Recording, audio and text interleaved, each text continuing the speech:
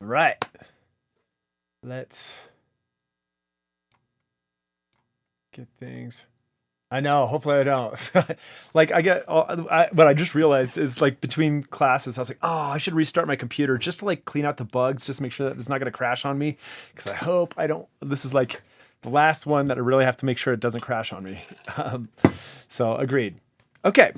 So, um, let's get rocking on today. So, some announcements. Actually, quite a few things here. So FCQs are live.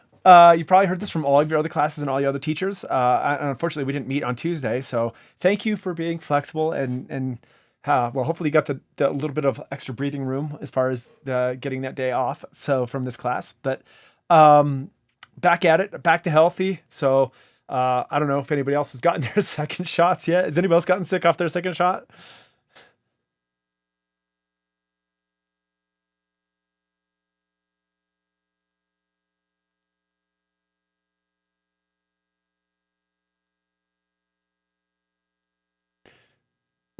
Yeah, totally. Well, it's funny. So, like, I mean, because I think a lot of us got like, so for, at least for I don't know when we got called to like go in and get them on campus, we were on either the Friday or the Monday, and I tried to get it on the Friday, so I would be sick over a weekend, which sucks, but that I wouldn't infect my teaching. But or at least I could get it on a Monday. And when I scheduled the first one, I was like, ah, whatever, won't be a big deal.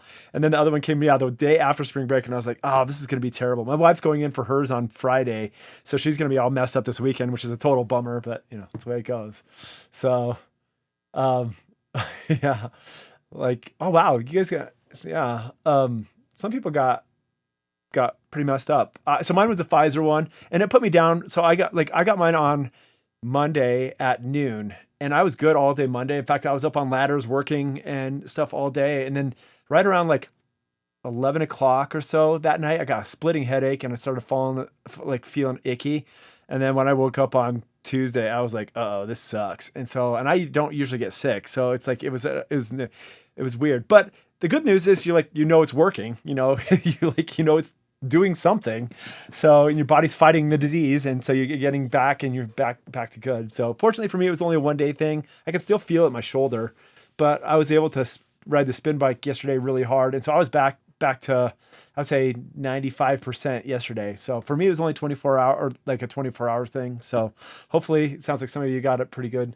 Well, yeah. So I guess you got COVID, so that'll take care of it. But I think you're still supposed to get your shot even after you get COVID, though, after a certain time, right? Like, because it's still like it lasts longer. So yeah, I have a lot of friends. I had friends who got COVID. They were scheduled to get their shot, and they got COVID right before they got this, so they had to cancel their shot. So, but the good news is like we're getting closer to getting through this whole thing. So, as all things go well, hopefully, we'll be on campus, and for most of you all, I mean, like it's been like for all your freshmen that haven't even hardly set foot on campus yet, like it's going to be a big change, right? Like that's going to be like this up to this point, this has been college. So, but I will say the cool thing is that we've learned a lot of cool techniques and stuff and how to communicate better not being on campus. So I think there's, we look for the silver lining in all this stuff. So I think that we'll get back to campus and doing cool stuff, especially in the studios, which I think is I'm most excited for is getting everybody in the studios. But in terms of communication, I love like talking over Zoom. I love doing not love doing Zoom meetings, but Zoom like doing Zoom is pretty easy. So cool. Um, cool. So a couple things though. Like okay, so FCQs are live, like I said. So I'm gonna send out the link and a reminder. And if you would please fill that out those FCQs, it really means a lot to myself and also just to the department. I sincerely read those, and I actually like take I read all those numbers, and I take that stuff to heart because it really does steer my teaching. I take it to heart. Like this is a two-way conversation, and so it's not me just trying to yap at you, even though that's what it feels like most of the time. I want it to be like I want to learn from what you have to say. So please fill those out. It really makes a big difference for me. So I said there will be two homeworks due by Monday, May 10th. So I didn't have a homework on the last content yet written, so I'm still getting that one put together. And then we have a homework on the stuff for today. on the isolation stuff. So there's going to be 2 homeworks. They're not going to be huge, but that's going to be the content that's going to be on the final. So in terms of a roadmap goes, so what we're doing is we're going to be doing isolation today, and then we're going to do the extra credit stuff on Monday. I'm going to walk everyone through it. So if you want to take a stab at that, you can. And then on next week, Tuesday, that's what we're going to be doing. And then on Thursday, we're going to be doing the final exam review. And we'll talk more about all that kind of stuff. I don't want to get into the final exam right now, but it's basically like the midterm. It's just the final. So it's going to be the same format, the same style, the same like way we did the midterm. It's just going to be done as a final. But we can talk about content and all that kind of stuff later on next Thursday. So I don't really want to get into that now because we don't quite have the time right now. But what I'm doing that because I'm pushing the homeworks to May 10th, which is like that Monday of finals week. I don't want you to be doing homework during finals week, but I do want to give you enough time just because we have 2 of them to like actually get through those. So I'll give you about a week and a half to get those 2 homeworks done. And like I said, I mean, up to this point, I mean, I just out of curiosity, actually, as a little bit of feedback, I can look up the analytics. How long would you say your average time taking your homework is? Like, how long does each homework take, more or less? Just say on average. Cool. 15, 20. Okay. Okay. Good to know. Yeah, 15 to 45. Okay, good. That's all good to know. So I guess what I'm saying here is by asking you to do 2 homeworks is not a huge ask in the grand scheme of things. It's not like these are like massive projects. So, wow. Yeah. Hour and a half. That's good, but that means you're learning. That's awesome. Like that means you're digging into that stuff. So I appreciate the effort. That's awesome. Cool. Okay, so I said here's the extra credit stuff. So I've started writing up the rubric for it. I apologize that I haven't got it posted yet. I kind of when I did spring break, I took spring break off as well. I kind of went out of sight, out of mind. So I need to get that posted right now. So, but as we talked about before, it's getting 5% extra credit for doing a room ring out. So you can model, measure, and provide room acoustic treatment suggestions. So this is what I'm going to go over next Tuesday. I'm going to actually do this as an example, what I would kind of expect for the extra credit if you want to do it. So it's up to extra 5% for the class. Totally worth doing. So if you're hovering around like the B+ range, and you want to get into the A- range, or this will bump you up, of course, to the next level. Or if you're hurting on the low end of the scale, this can get you into that passing level there. So it's important that you do that if you need it. So, but we'll talk about that next Tuesday. So I just want to throw that up there. I'll have the rubric set up, and that should be posted hopefully by the end of today. Today's a really busy day for me, but yeah, hopefully we'll have some of that stuff posted. Okay. So here's what we're doing today. So I'd mentioned I'd like you to read chapters 16, 17, and 18. We're kind of cramming all this into essentially one day. I'm not actually going to be covering chapter 16 in class, but it's a good read. It's this like what we're doing right now is we're talking about isolation, and so isolation is one of like the key factors in acoustic treatment, and we'll go through what that is here in a minute, but. The chapter 16 talks about site selection and talks about okay, so if you want to start a recording studio or if you want to do a critical listening space, what you're looking for in terms of how do I look for a good space for this? And there's a lot of things that go into STCs and TL, which we'll talk about a little bit in class today, but I didn't have quite enough time to go over all of that. That's what I would have done on Tuesday. But so I'm going to kind of blow past chapter 16 for now. But it's worth reading. It's solid information. I think you'll get a lot out of it because this section, this isolation stuff that we're doing today, this is very real stuff. And this is what people really want to know about when they're doing acoustic treatment.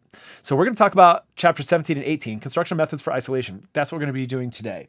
So I'm going to kind of cram 2 chapters into one. And I'm not going to there's a lot of information in there, a lot of information in those chapters. So I'm only going to hit the highlights. Because what I want to do is I want to hit the highlights so you understand it. But then when you actually want to put this to practice and you're tasked with creating a recording studio space or a tracking room or an isolation booth or home theater, that you have the resources to go back and look that up in the book and find that page that you need that has the exact graph that you need. We'll look at some of the graphs today, but there's a lot more than I'm going to have time to go into today. So we're going to kind of cram those 2 in together in chapter 17 and 18 today. Just kind of hit the highlights. And like I said, next class, we're going to do the extra credit demo. Okay, so let's talk about this thing, isolation. So, right, Um, so when we say isolation, but this is what most people call soundproofing. And when you are working in the acoustics realm, it's interesting because I mean it's not because anybody's dumb or anything. It's just that they don't have the vocabulary to explain what they're trying to mean. And you know, like before when we talk about flutter echo or when we talk about reverb, people oftentimes so the word that people use all the time is echoey. Like it's very echoey in here. You're like, no, actually an echo is a discrete bounce that you hear, like an echo, like hello, hello, hello, hello, or like a flutter echo. Brrr. Whereas reverb is what they're usually describing. And so in common vernacular, like people oftentimes don't have the the word that they're looking for.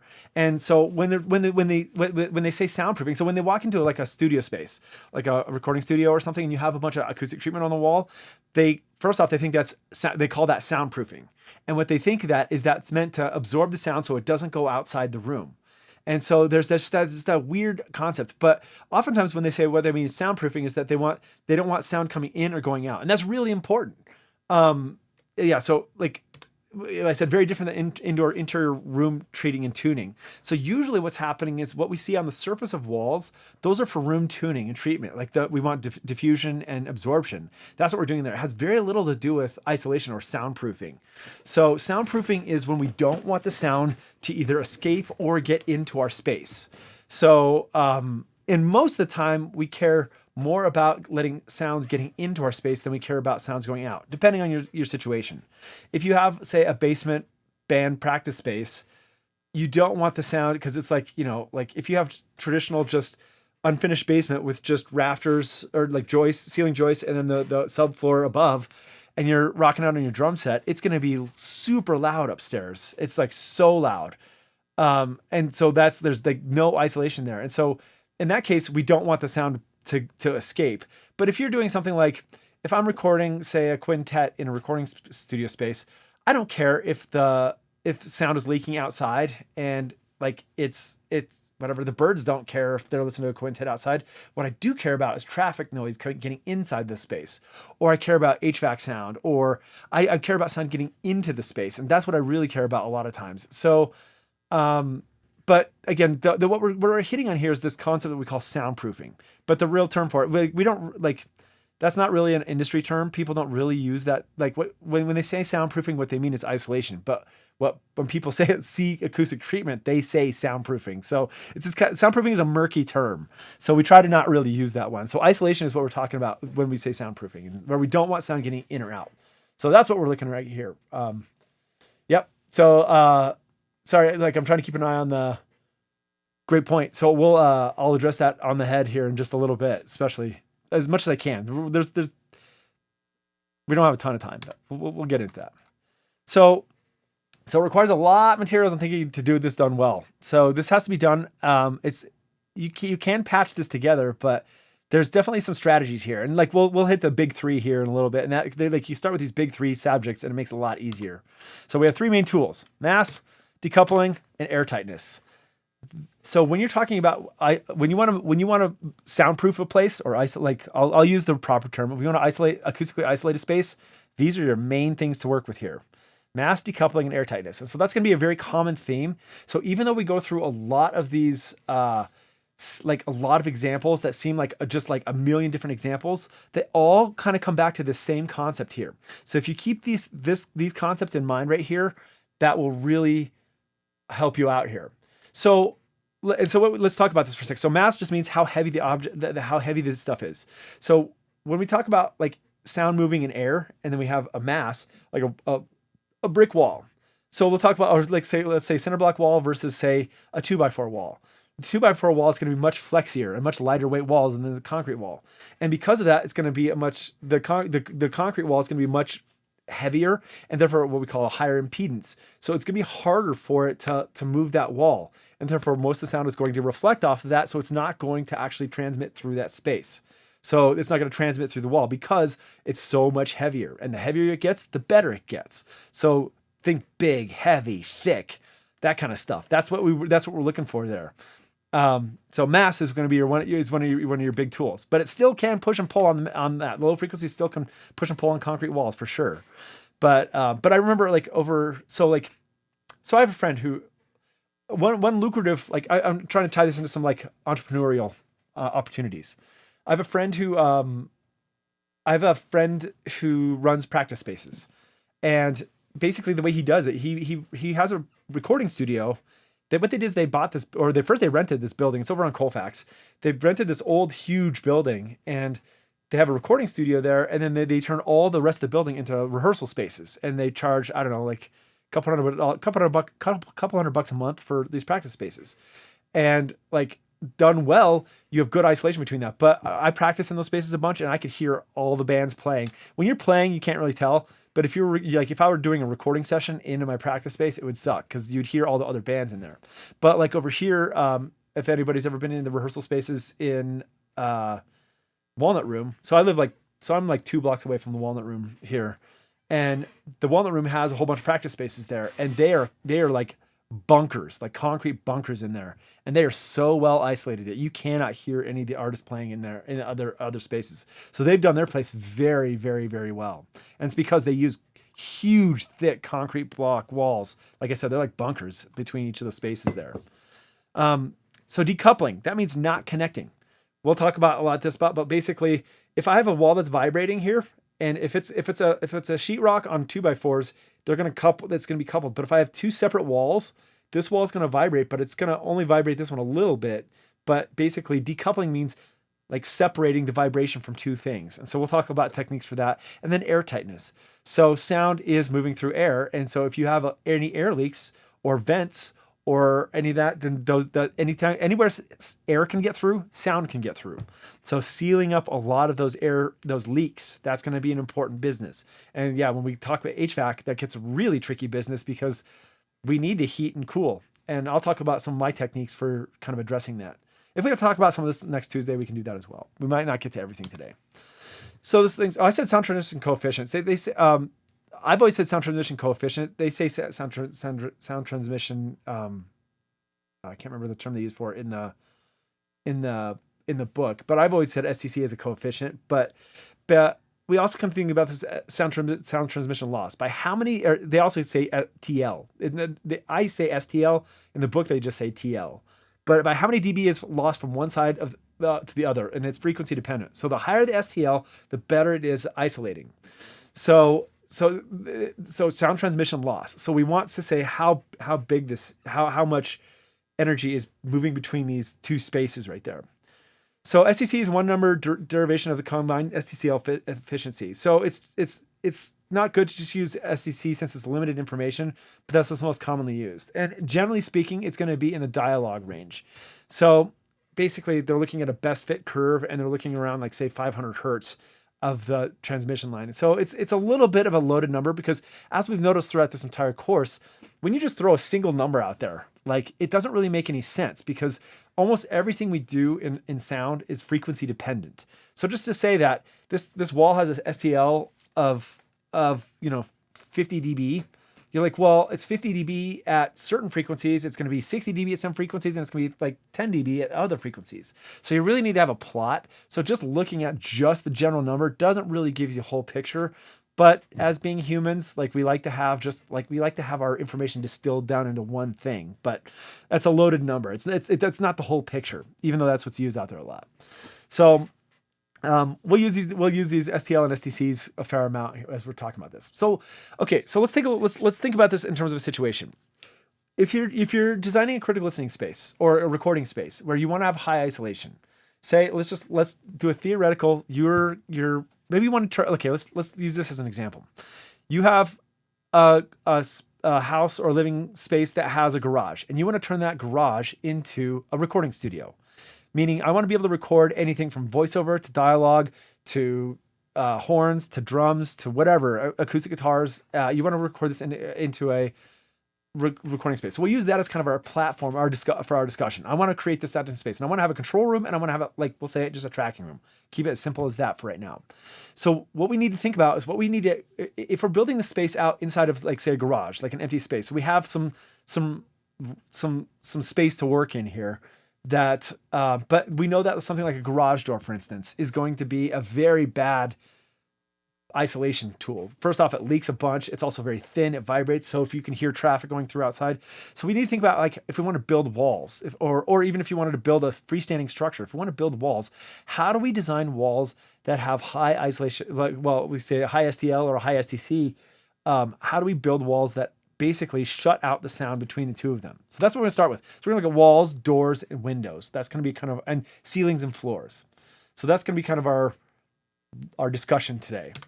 So walls, yeah, have typically bring STL at higher frequencies, bad at lower frequencies. And what we've seen, unless you're using with concrete block, well, if you're in a room, we say it absorbs the low frequencies, but that's because those are transmitting out because it's porous. So when we talk about like we'll say 2x4 on with drywall, the standard drywall construction, that those walls are relatively light. And so at high frequencies, they're pretty good at isolation because they're not allowing, I think somebody has their mic on. Like it doesn't allow the sound to, basically those high frequencies, the small wavelengths reflect off the wall, but those low frequencies set the wall into vibration. So therefore the sound transmits through and also coming in and going out. So if I have traffic, 18 wheeler driving by, it's going to like vibrate that wall and it's going to impinge on your space. And if you're recording Yo-Yo Ma, you do not want to have sound of a traffic or a train coming by or an airplane overhead going by coming through. Like you get one shot at those things, especially like, or a jazz performance. Like jazz is it's not a one shot deal, but it's like, the magic happens there. You can't be like, oh, hey guys, can you stop in the middle of the song? Can you go back and redo that? Like that's a bad idea. So here's the standard drywall, like 1/2 inch and 5/8. So if we look at, like gypsum, so this is the normal cheap stuff you'll buy at Home Depot, and it's not that cheap. Like it got more expensive these days, but this is the STC and this is the measured. So this is the sound transmission right here. And so we basically, they have 1/2 inch on one side and 5/8 on the other side. And we can see how much, so sound transition loss in decibels. So what we've seen before is that about a 60 dB drop is going from, like this is why we did RT60, right? RT60 goes from very loud to inaudible. So a 60 dB drop would be amazing. So if we could get up to a 60 dB drop between stuff, that means it's almost going to be inaudible between spaces. We have a hearing range of 120 dB, so we could still certainly hear it, but that's a 60 dB STC would be amazing if we could hit that. So we can see that indeed it's frequency dependent here. So we can see that it doesn't do very well. Like it is dropping it by, we'll say by 20 dB at about 150 Hertz. So that's pretty significant. 20 decibels is no small amount, but that really does mean though that if you have a kick drum on the other side of that wall, it's going to be coming through as pretty stinking loud. You're still going to be able to hear that. And especially, but as we go up here, getting about here, like in the 1 kilohertz range right here. So if I was doing dialogue, say on the other side of that wall, the dialogue range is going to be from here to here. You probably want, and especially dialogue being also only being about 50 dB, that means like a 50 dB SPL, that a 50 dB drop means it goes to 0 on the other side. So that means it completely stops all the dialogue frequencies from coming through. But if I have a guitar, like an electric guitar, maybe you have something like a 100-watt guitar amp on the other side of that wall, and you have it cranking, and it's doing, say, 110 dB on the other side of that wall, that means a 50 dB drop, like we'll just say a 40, well, just round it for right now, just round it to 50 dB to keep it simple. That if I have a guitar amp kicking out 100 dB on the dB SPL on the other side of that wall, and there's a 50 dB drop, that means on my side of the wall, I'm going to hear 50 decibels of sound. So that's still going to allow a fair amount of sound through there. So that's okay. It's just not great. So, and that's just using, it looks like this is probably considered steel construction, 3 5/8. So, 24 centimeters across. Is that what they're saying there? So they assign this one as an STC 38. So they're calling this one at 38. And I generally believe that's because they're looking at about 500 Hertz, which is probably about here. And that's the 38 mark right there. So, not that good, I guess is what I'm saying here. This will be okay, but this is why when you have like in standard construction, and most construction, like general construction is going to use 1/2 inch drywall on both sides because 5/8 is significantly more expensive. Um, so you're going to usually have 1/2 inch drywall on both sides. And so if you have your like, I don't know, sibling or roommate or um, family member or something on the other side, and you have adjacent walls, and somebody has some tunes cranking, that you're going to hear that.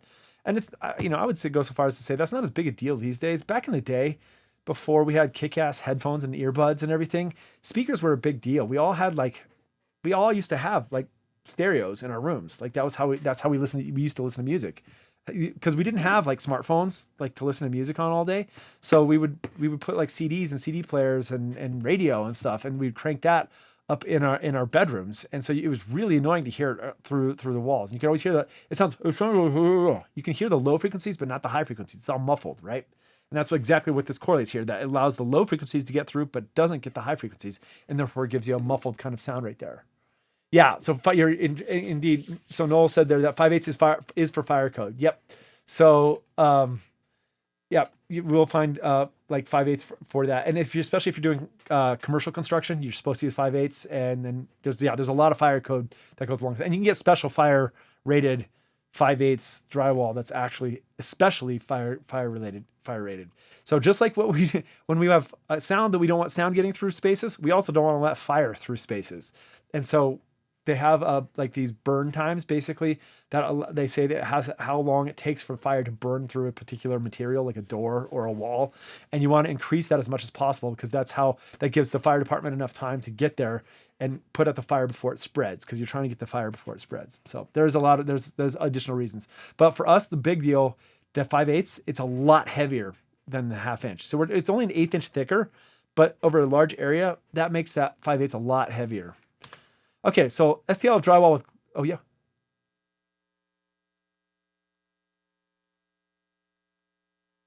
I'm sorry, say that again. Can you repeat that? So I believe right now, so like that question is what the price difference between 1/2 inch and 5/8. Well, I don't know. Just go look real quick. I mean, it's worth looking at. So let's take a look at Home Depot.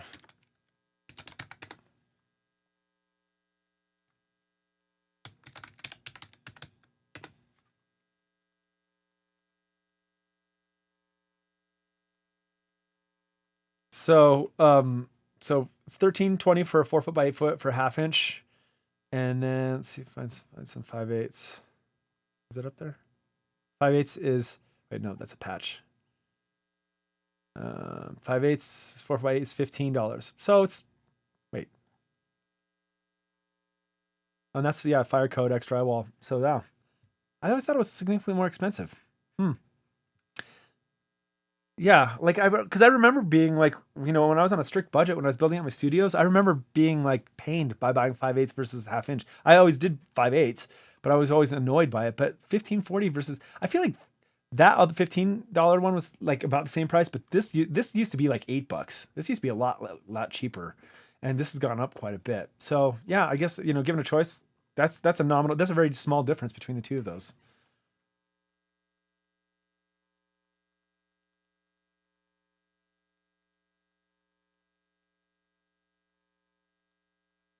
Yeah. Yeah. Oh yeah. I have a hoist for doing ceilings, but yeah, it's like especially for you pros, like I love it, like watching people drywall. I do a lot of drywalling myself, but I'm so slow at it. I'm not very fast at it. I love watching pros do that. So that's cool. Yeah. Some muscles.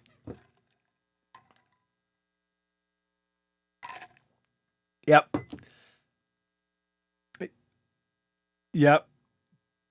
Yeah, I mean, yeah, because your crew chief. I mean, you're getting paid by the hour, but but your manager is getting paid by the job, and so that they're like, go, go, go, go. And so yeah, I know that's like painters and drywall and and even electricians. They're like, go, go, go. It's a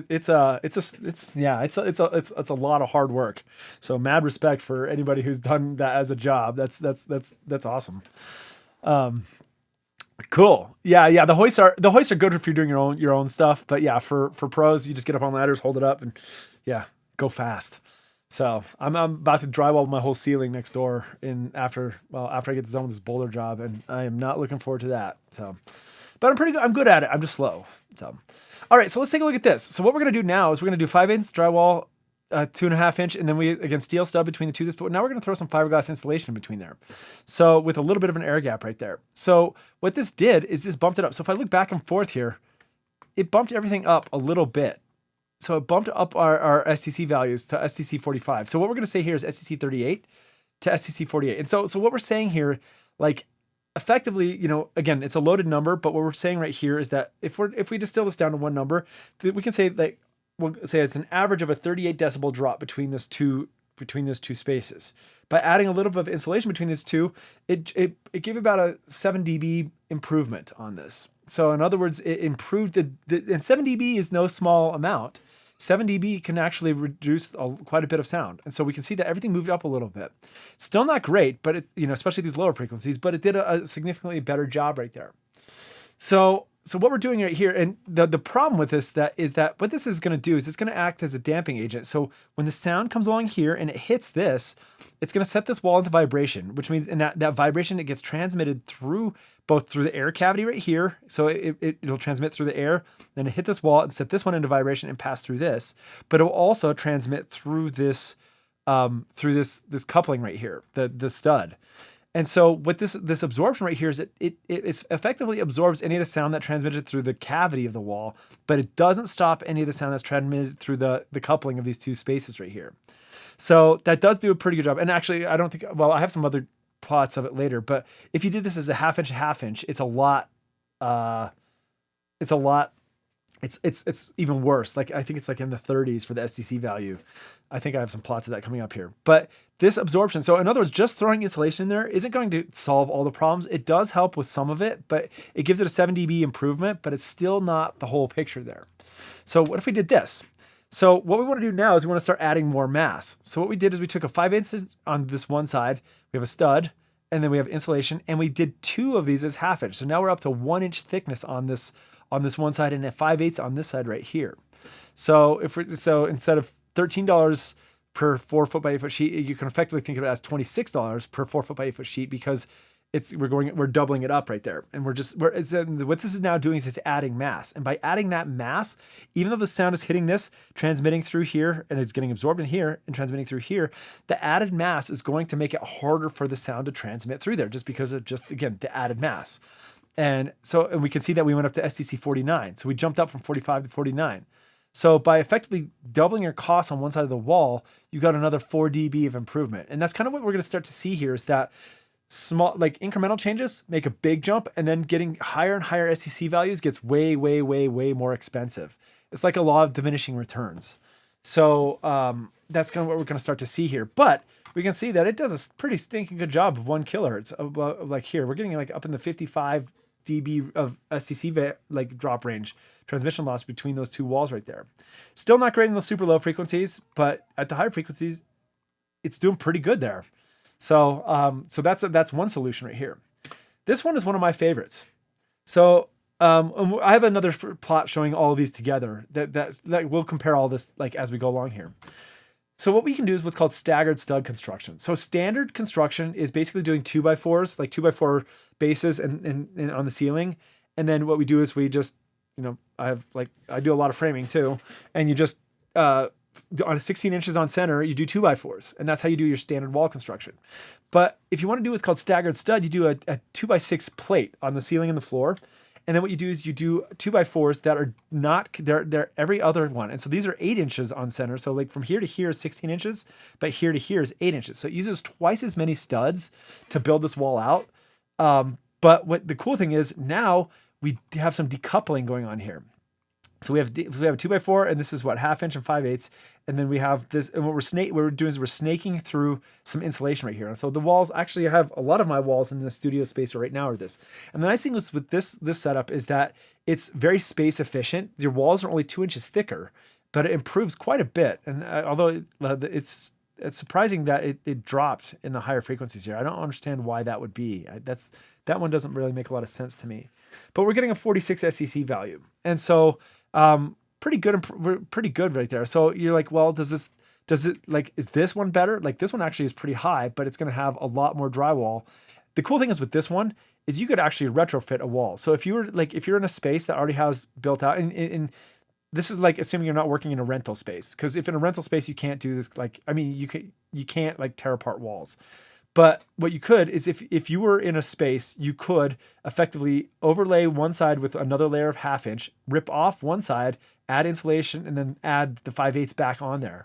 And that way, you know, it's I won't say that's it's a labor intensive thing, and it's going to be relatively expensive, but you work with existing walls. You don't need to change anything about the physical structure about the space.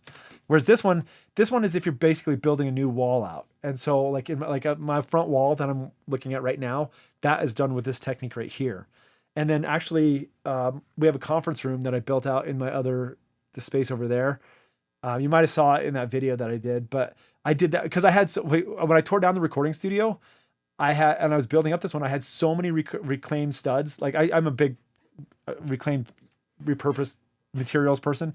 So I was able to reclaim and reuse all of my old studs, which was a pain because I had to clean all those studs, but allowed me to do this for our conference room. So our conference room is super quiet inside of there, and it, like very little sound transmits between the two of those spaces. So I love this technique right here, but you can add more to this technique as we'll see here going along here. So this has SCC 46, pretty good. So, so let's talk about the insulation in the walls there. So adding insulation in the wall greatly helps with thermal insulation. That's the whole point that's why we use insulation for the most part. Is we think about it in terms of thermal insulation, but it doesn't help as much with acoustic insulation. So because sound transmits through the studs, so it does provide some vibrational damping at resonant frequencies though, and also said like for the sound that does travel through the cavity, it does absorb some of that sound right there. So as we were talking about before, if you're hanging up like porous materials on the outside of your walls, the density isn't that important until you get to a certain point. If you start making it too dense, then it becomes essentially like a solid surface for sound. And so like this case, don't pack it too tight or act as a vibrational conductor. So we don't want to do that. And to be honest, on that space, this wall right here that I did, this is the first one I'd ever done a staggered stud construction on. And I packed that insulation there probably a little too tight. So, it's, in fact, I can hear some of the, I can hear some sounds come through that. But the cool thing is, and one of the ways you can tell, like how well this is absorbing through the space is like, have somebody go and tap on one side of the wall and just tap. If they're tapping on one side of the wall and you can hear it on the other side of the wall, that means that vibration is really conductive through that space. So, you can blast music, but just like a tap on the wall will really will give you a lot of information. It's like, can you hear that tapping on the other side of that wall? Because if they can hear that tapping, that's conducting it. So, cool. So mass law and wall design. Generally speaking, the heavier is the better. So sound energy is relatively weak, so mass makes it more difficult to transmit. So let's take a look at this. So here we are. So this is like looking at the mass of the thickness of it. So we're gonna start here with a 1/2 inch. So like this is 1/2 inch on one side, 5/8 on the other side. Oh, they did do a half. Good. So the surface density equivalent, I guess, added up on both sides, is gonna be about 4.8 pounds per square foot. Again, I hate working in imperial. Why don't they do this in, I don't know, like kilograms per meter squared or something? But leaf spacing is 3 5/8. So that means that's the stud, the stud between those two. So we have an SCC of 38. So we can see so now what we're doing is, what was this one? What did they do here? Oh, because we're adding glass fiber in there, 2-inch glass fiber. And then we're doing 1/2 inch on one side, 5/8 and fiberglass. So we can see as it goes up and up and up and up and up here. So this is what we're going to see. This is like old school standard construction, 1/2 inch 2x4 studs with no insulation. It's only got a SCC 32. So that's why we're going to get a lot of that sound getting through there. But now let's look at this. And so like this is the mass density here. And so we can see that actually, we can see basically these are the higher the mass, surface density versus mass. Okay. Yeah. So as we add mass, our SCC also increases right here. So we can see that 4.5 inch brick with 1/2 inch plaster gives us an SCC of 42. And then 9-inch brick with 1/2 inch plaster is an SCC of 52. So that is stupid heavy, but it's also got the highest SCC value. So this one does like this 3 right here. This looks like it's got a very high SCC value with a relatively low surface density. So this to me right here is probably one of the better values. The 1/2 inch plus 5/8 on one side would give us an STC of 49. That's pretty good value, probably compared to like also building out a cinder block wall, a concrete cinder block wall. That's going to be a big endeavor unless you happen to be a mason. So I don't know. Do we have any masons in the house? I've never done any brickwork before. Well, I've done repair work, but I've never done construction work with bricks. So, anybody ever do any mason work? Like doing that? I guess I've done some retaining walls before, but that's about the limit of my masonry that I've ever done. Yeah. Yeah, I need to hire a mason. My house, this warehouse is brick, but it's like dissolving. It's like my place is built in 1907, I think, and all the brick here is like turning to dust. So I need to replace it. Okay, so that's basically looking at the effective mass. So what we're looking at right there is adding weight to the wall, adding mass to the system is going to really help add like STC to the thing. So adding separate masses is particularly good at improving STC. Double walls decouple. So now we want to start to absorb, talk about this decoupling of walls. So separation of mass and wall design here. So this is like your concrete brick wall. This is like a thin brick right here. This is like your standard kind of cinder block type of construction right here. So we see that like my STC, like this is interesting right here. So it's 40 STC of 40 plain and 48 plastered on both sides. Remember what we said, like if it's plastered or painted, it seals up the pores. So when we said that it absorbs at low frequencies very well, what it's doing when it's unpainted, that's because that low frequencies are porous. It gets in there and actually goes through the wall. So what we don't want is, if we don't want the wall, a cinder block wall, the sound to go into the neighboring space, we got to plaster that up. But that means we then now need to add more acoustic absorption in the space that this was otherwise taken care of. And so, but we can see that it does. Like this one, 45 plain to 56 plastered. That's like an 11 dB different amount of gain, and that's particularly in the low frequencies. That's where that's gonna change. So that's pretty interesting to see. So again, here's our basically 2x4 construction. Without glass fiber, it's 34. With 3.5 glass fiber, it's 36. And then what we're doing is, so that's what, 5/8 and I guess 5/8 on both sides. I don't know if they're not saying what it is here. 5/8 on this side, but now we're doing staggered stud. And we're just throwing in some insulation between the two of these. So 42 without glass fiber and 46 to 52 with. So if we can get up to 52, that's pretty good. With that kind of that staggered stud construction right there. But this one is the best way to do this. And so I want to spend only a couple minutes because we got to keep moving here. But the double wall. So one of the most effective ways in building out an isolating space is building essentially a double walled space. When I talk to some people, like I've done this before, like I talked to this person who's like, hey, I'm in a band. These are like very affluent older folks who have these like pretty nice houses, but he's in a band and he's like, I met this guy. He's like, I'm in a band and I don't want my family to hear the sound upstairs. And they had a finished basement. And so he's like, so how do I turn this space into do much isolation? I was like, well, honestly, the best way you do it is you build a room inside a room. So basically, if you already have a room built, then you can build another room inside that room. And that essentially decouples those spaces right there. So this is a very, very, very common technique to do this stuff. Again, you probably don't want to do this in a typical rental. If you have a warehouse rental, you could do something like this. And we've done this. I've done a room inside a room a number of times. My studio that was on the side of this wall, we did that very effectively. We went heavy duty. We did like 2 layers of 5/8 with 2x4 construction with insulation with massive separation between the two of those walls. And we were getting really high like STC values. So 43 without glass fiber, 55 with 3.5 glass fiber, and 58 with 9-inch glass fiber. And that's essentially what we were doing. We were doing like really, really, really thick glass fiber there. And that's because what this does is when the sound hits this, the glass fiber acts as a dampener, and also it absorbs any of the sound that transmits through these regions. But then when it transmits through this stud right here, it's basically effectively going to vibrate this wall, but it doesn't transmit into this wall over here. So it basically, the vibration is decoupled from that. So that's what I mean by decoupling, is we're trying to stop the vibration from going between walls right there. So it's relatively expensive and takes up, your walls end up being like this thick, but you'll see that's very common in recording studios. And this is a very effective way of doing this. Also, even double walling your ceiling and also the floors. Well, the floors are a little trickier. We'll talk about that in a minute. But double walling is a big deal. And so if you have the means and the opportunity to do it, this is kind of the method of choice for most stuff. So yeah, so STC 56. So if this is the construction that we did, although we had thicker insulation than this, our insulation pretty much covered through the whole space here. And also we had double, oh, actually ours was more like this actually. Yeah, so we had double drywall on this, on both sides.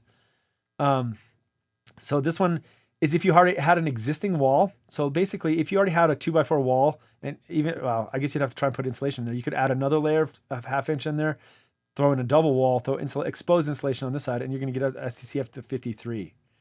Surprisingly, this one drops, and I'm not entirely sure. Maybe because the air cavity right here, there's no dampener, and so therefore this essentially acts as a semi-spring that pushes pretty hard on this one over here. So I'm surprised at that, but it's good to know that just simply adding drywall isn't going to affect this. Having drywall not on the inside is much more effective, but this one's so adding the drywall on the outside of the walls, not on the inside of the walls, is really what you're looking for there. And that's because we want to add a mass on the outside of those spaces, because these will act as absorption. These will act as like dampeners on the inside right here. So pretty cool to know. So this is kind of what it looks like. This is using steel construction. I've done a couple steel construction projects before, but I mostly work with wood these days. Steel got more expensive. For a while there, steel was way less expensive than wood. Now it's back to wood being less expensive than steel. But steel, there is differences between steel and wood in terms of transmission coefficients, or STCs, but I can't remember off the top of my head. I prefer working with wood. I thinking working with steel is kind of a pain. I just don't like it, but it's easy to transport and it's super lightweight. So I just don't like working with it. I'm much faster with a nail gun and studying with a nail gun. So, but that's, yeah, your kind of standard construction right there. So there is obviously some coupling on the floor right there, but that's okay. You can deal with that. So weight improves insulation, increasing weight, wider spacing of leaves, staggered studs, different leaves of different weight. So basically the reason you want one side, or like maybe one side being 5/8 and one side being a different weight right here, is because they're going to essentially have different resonant frequencies, because that mass, the resonant frequency of this wall is going to be different than the resonant frequency of this wall. Therefore, if you have them exactly the same, this vibration is going to match this vibration and set it and acoustically couple that. So leaves of different weights are really good things. So you can add something like whatever, like 5/8 on one side and two leaves of 1/2 inch on the other side. Or there's other stuff out there too, like so resilient strips right here. I've done this before and this sucked. So these got these resilient strips. Basically, they're like these channels. You can get them at Home Depot. What they do is you screw the top in, and it pokes out, and it allows the wall to actually resonate and vibrate. But the trick is this one's a little bit different right here. That's called more like a hat channel right there. But a resilient channel, it floats off there, and you can't screw all the way through these things. So glass fiber blankets and perimeter caulking. We'll talk more about that here in just a minute. So that's what the G is right here, is the perimeter, like sealing everything up like hardcore. And also like what they're doing right here is they're actually floating the drywall slightly above the floor, and by throwing some like silicone caulk, it will basically make it so that it's very dead. It won't transmit that vibrational energy through the floor. So if you're working on a concrete floor, it's not as big a deal, but if you're working on a wood subfloor, it keeps that energy from transmitting through the floor and back up there to the other side. So there's a bunch of different things, but you're getting kind of the idea that it's basically mass decoupling, and well, soon we're getting into the air tightness bit here in just a minute right here. So, but there's other materials out there. So actually, since we're talking about that here, they've got this, they call this stuff soundboard. I get questions about this stuff every once in a while. You'll see this stuff right here. And it's pretty inexpensive. So it's like $15 for a 1/2 inch of a 4 foot by 8 foot sheet of this stuff. And let's see if they show a picture of it.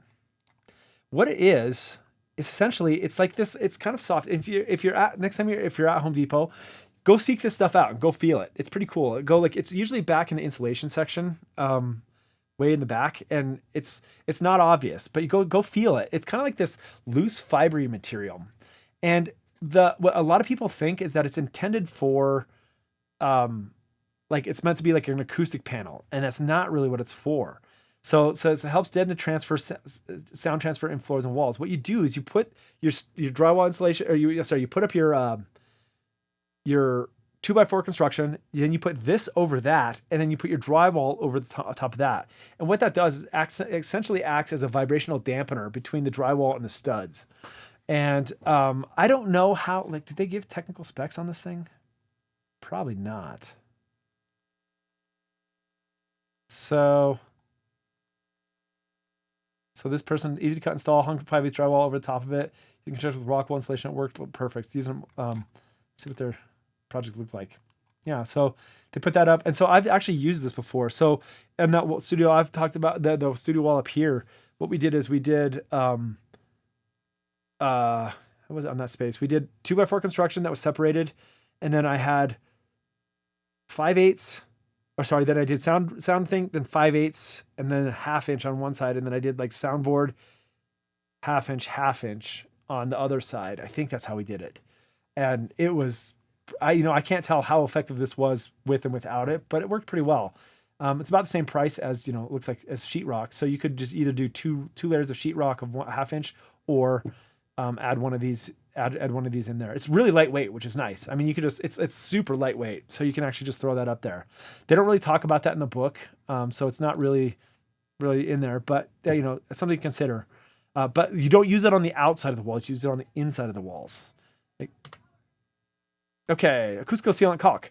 So, sound leaks. So air tightness is key. So there's all sorts of, there's like just good old silicone caulking works great. So just throw that up, throw it everywhere. Like it will make the world a lot better sounding if you get rid of that, because it just seals up everything. And I've used a lot of this stuff. I also use for big gaps, Great Stuff, which is like, if you've not used Great Stuff before, this is it's great stuff. So it's spray foam insulation. Go. This stuff right here. So it's like 16 gaps. It fills up gaps. And so they have windows and doors, gap filler right here. So it's like $3 for the standard stuff right here. Stuff is nasty, dirty. It gets all over the place. Oh, sorry. I wasn't looking at the thing. I'll get to your question here in just a second. So this stuff is amazing. So what you do is you basically, I'll fill up like giant, I work with really non-true systems. I'll fill up a lot of big spaces with this stuff, and then I smooth it out, flatten it out, and then you can actually mud over the top of it.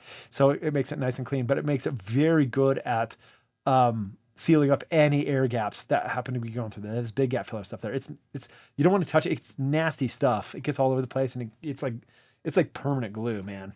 It's crazy. So okay, yeah.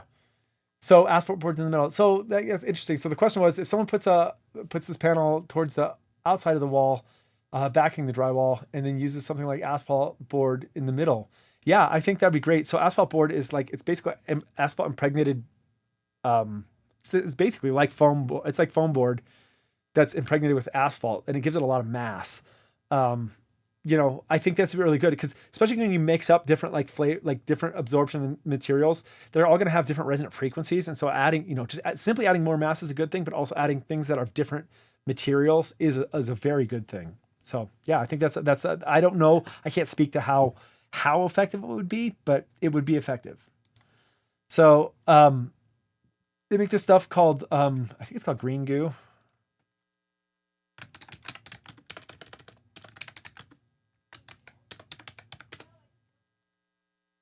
So if we look at acoustic, what do they call it? So it's green glue. That's what I was looking for. So this is like what you'll see. This company makes this stuff called green glue, and this is really highly regarded.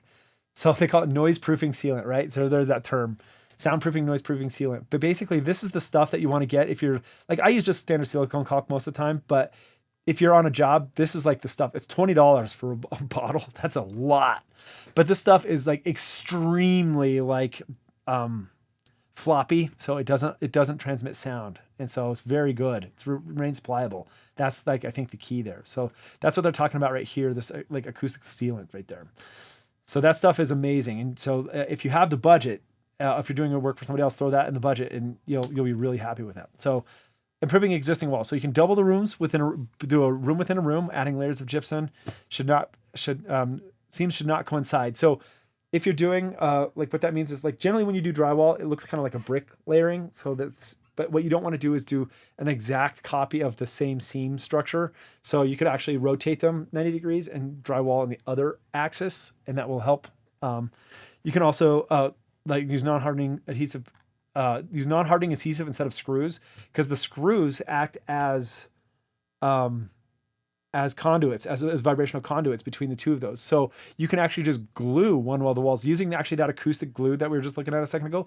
You can just caulk up another layer on top of that, and that significantly improves on that.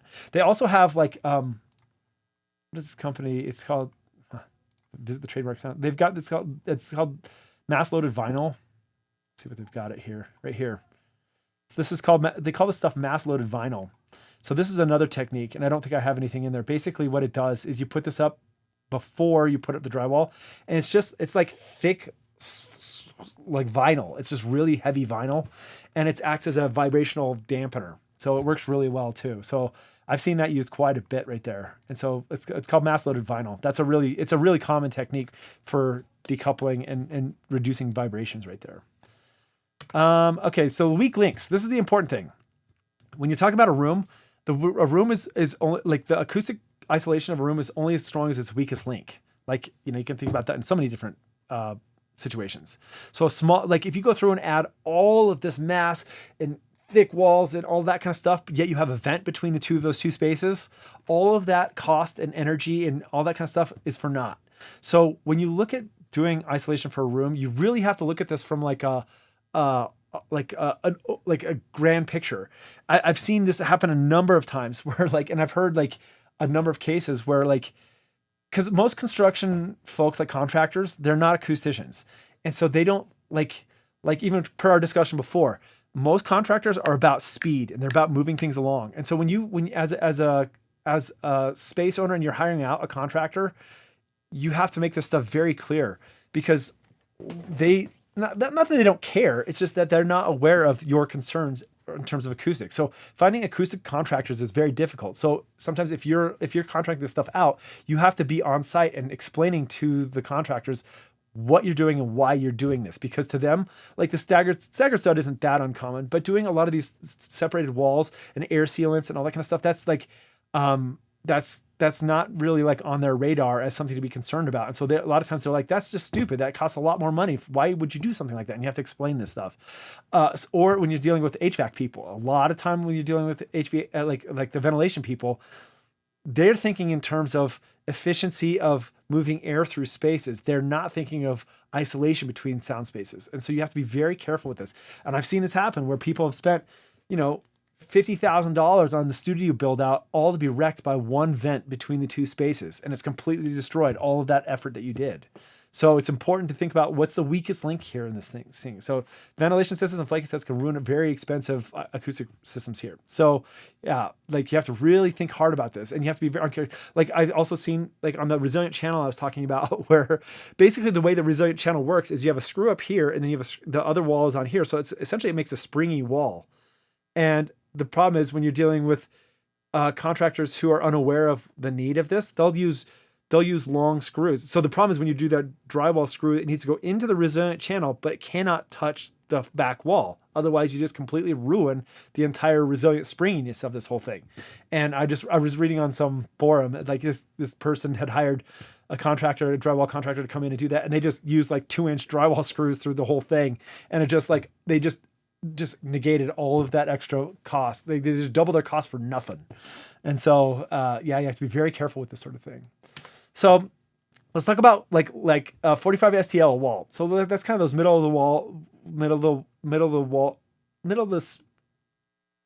the I guess range wall. So an 45 STL wall with leaks. And so this is saying percentage of the wall area opening having an air opening right here. So this is transmission loss right here.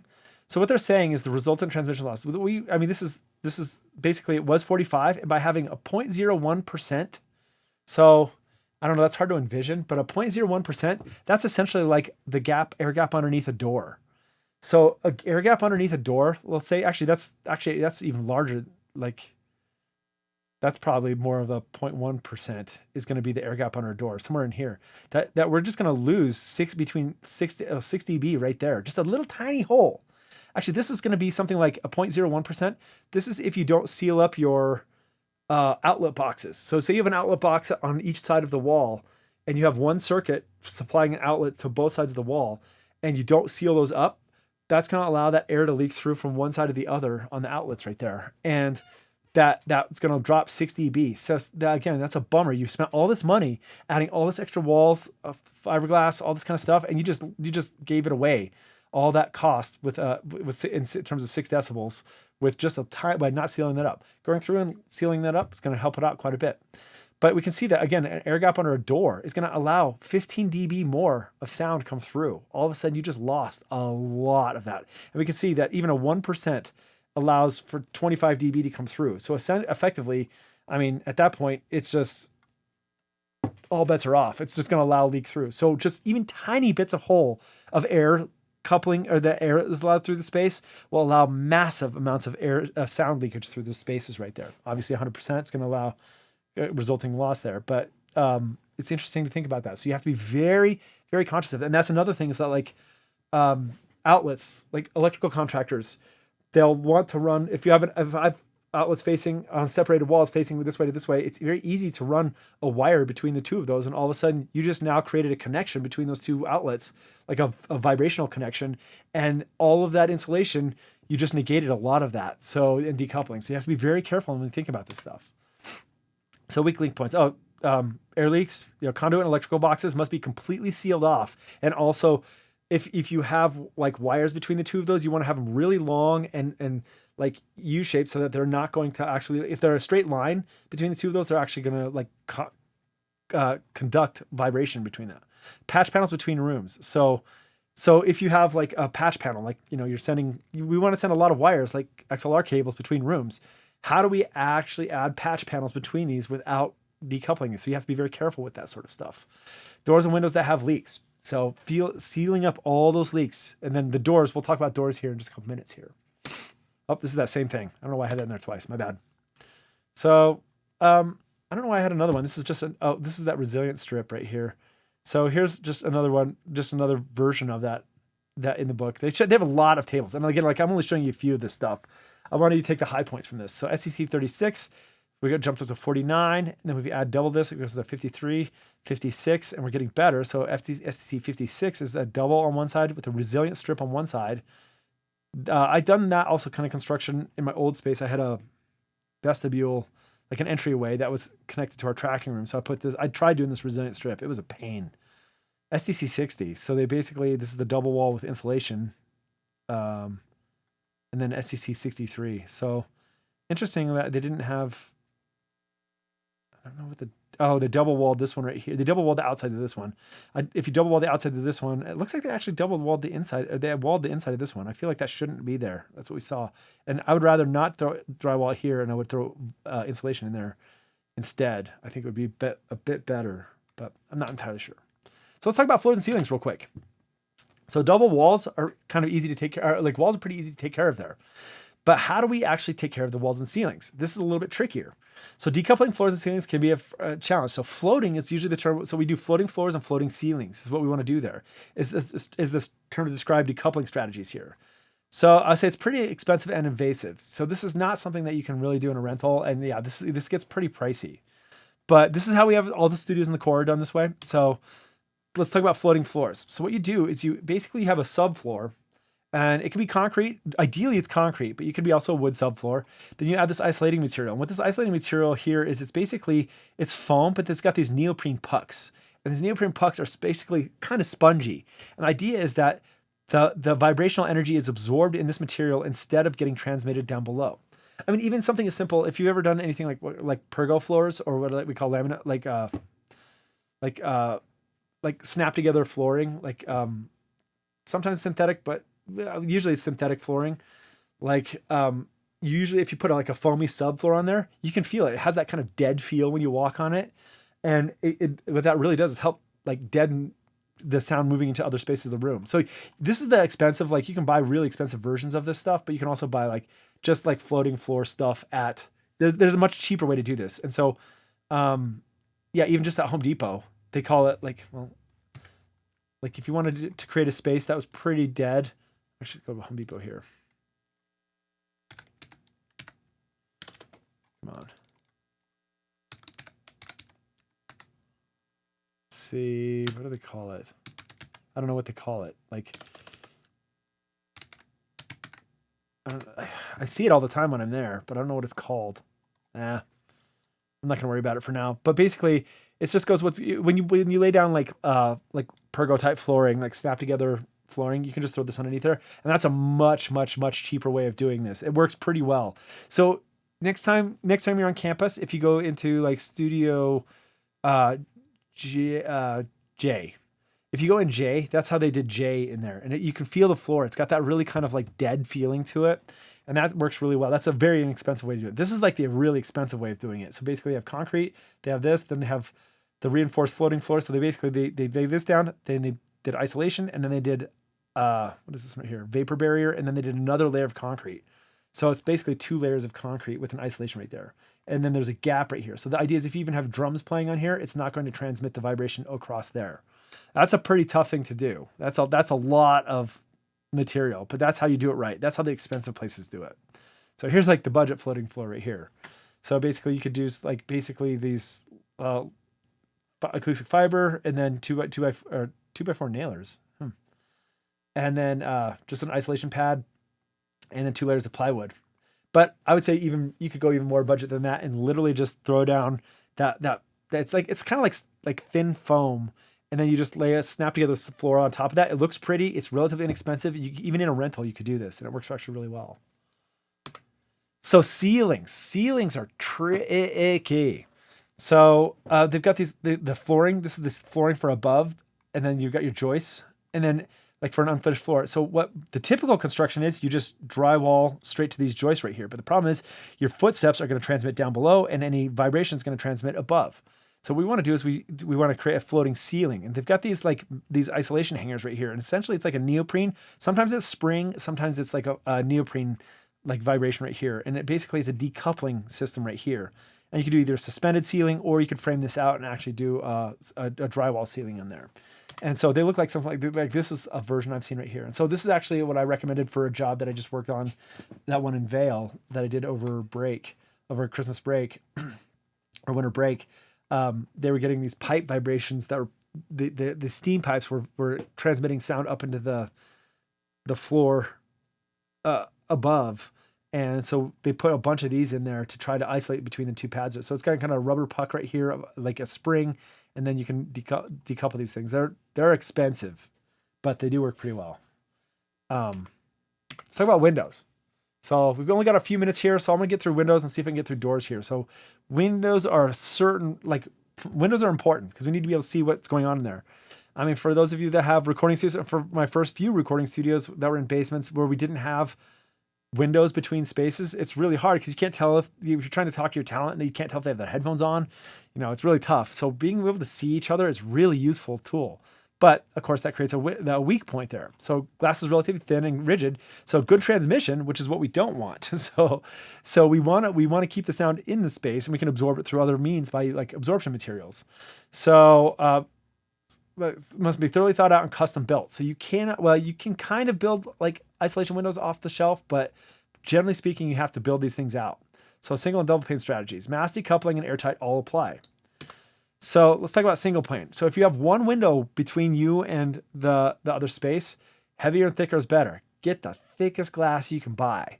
It's not cheap, but you can go to any of these window supply places, go to just a glass supply place, and they'll cut just a hunk of glass for you, and you can get up to like, I mean, I had a hunk of glass here that was like, I think we were at like, it was like a 1/2 inch thick glass. I mean, it weighed a ton to move that thing. So, and then what you want to do is decouple it by floating the thing with neoprene gaskets. So if we look at the glass thickness here, so 1/8 inch thick, This is like the transmission loss. So we can see that, of course, the thicker, but good luck finding 1-inch glass. I mean, that's ridiculous, right? Finding 1-inch glass, it transmission loss. So it basically, it doesn't do a good job, like even at the low frequencies down here. It does a pretty good job at the higher frequencies, but single pane is usually not a good way to go.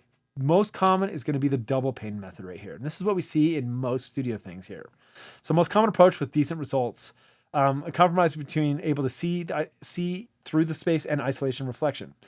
So best is if each pane is on a separate wall. So this is how I did my construction. In fact, this looks very similar to the construction that I did in my space. Although it looks like they have their frame kind of connected here. So what I did is I have mine framed out here, and then this one was completely framed out, and it was completely open here. But then what I did is I put felt in between the two of these spaces here to absorb. It looks like they hard, because otherwise then this is just a conduit, a vibrational conduit between these two spaces right here. And we'll see that they actually angle the windows, and this is a very common technique as well, to angle those walls. And the idea being that you're creating essentially you don't want flutter echo between the two of these, and it basically it causes the vibrations to bounce around and not transmit through the space. That's the idea. It's not hugely effective, but effective enough that it's worth doing. So this is with the double pane STL. So this one's a 42. So they did a 1/2 inch on one side, 1/4 inch on one side with a 4-inch gap. And then this is a 1/8 inch and 3/4 inch, 3/32 with a 3/8 inch gap. So we can see that by adding thicker glass, it does jump up, especially in the low frequencies. It improves quite a bit, but they're still not great. We're in the 40 to 30 to 40 range right here. It's not huge. So this is definitely the weak point of your walls. So yeah, so using window options, using dissimilar panes, we want to get different thicknesses on both sides. This is how I did mine. I was on a budget when I built mine. And so if you're looking at doing this, this is a great way. I thought this worked really well. So lamb glass is what's like in car automotive glass. So automotive glass is like, if you break automotive glass, you don't want it to shatter into a billion pieces, right? Because that's just going to cause a cutting. So if your head's going through the thing, you want to be able to to give and to break, but you don't want it to shatter into like a billion pieces. So if you've ever had a broken window, you'll see that it actually kind of clumps together. And the reason they do that is because it goes glass, plastic, glass. It's like basically laminate. They laminate glass pieces together. But the result is that if you tap on it, it's very dead. So next time you're walking out to in a parking lot or you have a car, tap on the windows, and they have that kind of a dead sound to them. They don't go ting ting ting like glass, like a drinking glass. They actually have like this kind of dead feel to them, and that's what we're looking for.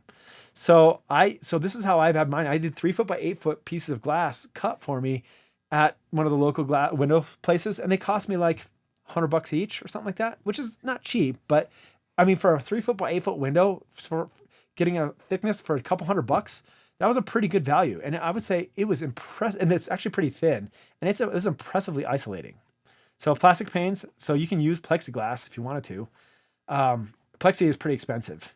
So slanting glass doesn't really make that much difference. It does improve diffusion in rooms. So thermal glass doesn't really do anything really. So what I'm saying by thermal glass is if you go to like they fill like argon, or sometimes do vacuum between windows for thermal reasons, so that to create a thermal between the two of those, that'll make it so that the glass doesn't actually transmit. That's great for thermal reasons, but not very good for acoustic reasons. So you'll still need to double pane those things all up. So I have a few more slides, but I think what I'm going to call it, because we don't have time today. Let me see. I have 6 more slides, and so we can hammer out that stuff start of next week. But so I'm going to get in closing, I'm going to get the homeworks posted, and starting next week, this is pretty much the closing of all the rest of the content for the class. It was saved for a few more slides. So yay, home stretch. Woohoo. Cool. So I want to talk a little bit more about windows and doors next class. We have a couple more things to go over still, but pretty close here. So with that, my friends, have a killer weekend. Stay safe. I will see you. Enjoy the sunshine. It looks like it's getting really warm out there. So enjoy some sunshine, and I will see you all on the flip side. I'll stick around if anybody has any questions, but we got a wrap for today. So have a good one, my friends. Thank you.